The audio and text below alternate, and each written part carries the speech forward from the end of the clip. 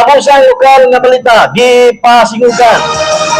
Kusyan karon sa lokal nga kagamanan sa Lungsod Babinay ang mga lakang batok sa Red Stripes Soft Scale Insect kon RSSI nga nagapekto sa 100 mil ka hektarya nga umahan sa Lungsod Babinay. Gipadayag ni Babinay Mayor Ernie Jang Buoy nga Babinay us mga lugar sa Negros Oriental nga grabing napektuhan sa RSSI.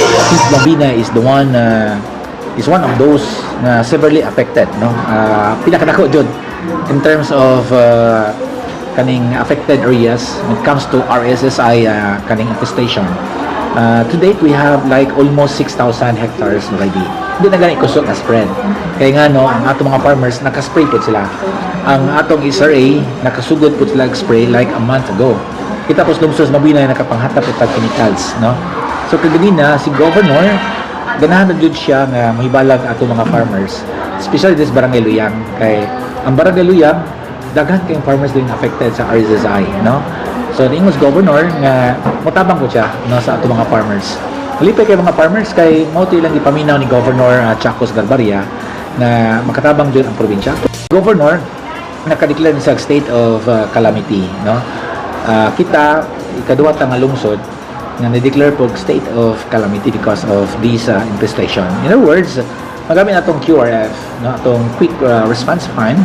Then of course, ang barangay po makagamit po. So we advise the barangay to do the same. Kita nagpalit taro chemicals, sprayer, and we gonna distribute.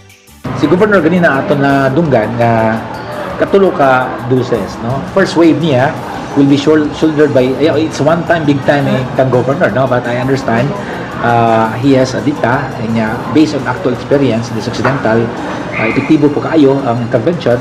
So first wave will be done by the province very soon, no. Then kita while gapaabot sa province, no, gasugod ang putag spray, no.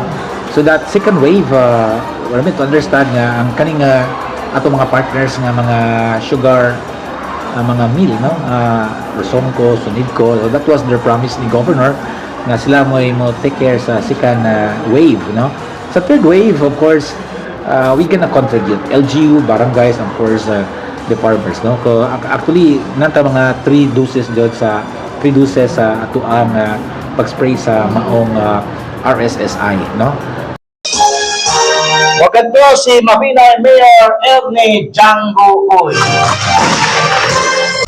Balita. Walay pugong-pugong mubulgar sa kamatuuran sa kanginan. Balawarte. Balita.